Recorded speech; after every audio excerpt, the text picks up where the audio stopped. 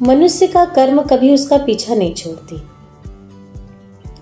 अच्छे कर्म का नतीजा हमेशा अच्छा होता है और बुरे कर्मों का परिणाम हमेशा बुरा होता है। इसी पर आधारित एक पौराणिक कथा जो गर्भ में पल रहे शिशु को हम सुनाते हैं। बहुत समय पहले की बात है। महादेव के मंदिर में एक पुजारी जी रहा करते थे। वो महादेव की बहुत आराधना करते थे, दिन रात उनकी सेवा में लगे रहते थे। वहीं पर एक लड़का आता था। वो कोई भी ऐसा काम नहीं करता था जिससे कि लोग उसे अच्छा कहें। वो हमेशा बुरा बोलना, बुरे कमेंट्स करना, बस बुरी आदतें उसके अंदर छिपी पड़ी थी। एक बार पुजारी जी किसी काम से बाहर निकले।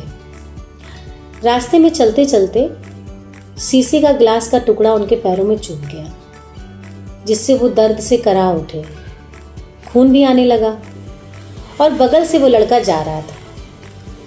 वो पंडित जी को बचाने के बजाय वो उन्हें चिढ़ाता हुआ जा रहा था। और जब वो लड़का थोड़ा और आगे बढ़ा तो उसे एक असरफियों की पोटली मिली, जिसे उसने उठाकर देखा तो उसमें सोने की असरफियाँ थीं। वो और खुश हो गया और पंडित जी को फिर चिढ़ाने लगा। पंडित जी पहले से ही दर्द में थे और जब उन्होंने देखा कि उस लड़के की हरकतें, तो उन्हें और तकलीफ हुई। तो उन्होंने महादेव से हाथ जोड़कर प्रार्थना की कि हे महादेव, मुझसे क्या गलती हो गई? मैं तो दिन रात आपकी सेवा करता हूँ, आपके ध्यान में ही लीन रहता हूँ, फिर इस तरह का दुख मुझे क्यों मिला? तो महादेव प्रकट हुए। उन्होंने पंडित जी से कहा कि पंडित जी, ये आपके पिछले जन्म के कुछ बुरे कर्म थे जिसका परिणाम आप अभी भुगत रहे हैं और बहुत कम भुगत रहे हैं। और बात करते हैं उस लड़के की, तो उसने बहुत अच्छे कर्म किए थे।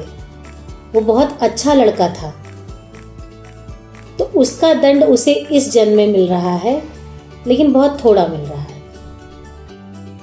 आपके पैरों में कांच का टुकड़ा घुसा, कोई बहुत बड़ी बात नहीं हो गई, ये बहुत छोटी बात है। तो ये जो हुआ वो आपके इस जन्म का जो आप कर्म कर रहे थे, ये उससे रिलेटेड है कि आप भगवान की पूजा कर रहे थे, आप एक अच्छे व्यक्ति हैं। तो कर्मों का जो परिणाम है वो हर व्यक्ति को भुगतना है। तो इसी तरीके से महादेव ने पुजारी जी को समझाया। पुजारी समझ गए, उनकी आंखों से झरझर आंसू बहने लगे और वो पूरा वाकया समझ गए कि ये क्या हो रहा है। तो कहने का तात्पर्य ये है कि हम जैसा कर्म करेंगे हमें परिणाम वैसा ही मिलेगा। तो ऐ शिशु, तू भी ये बातें सुन और इस राह पे चल।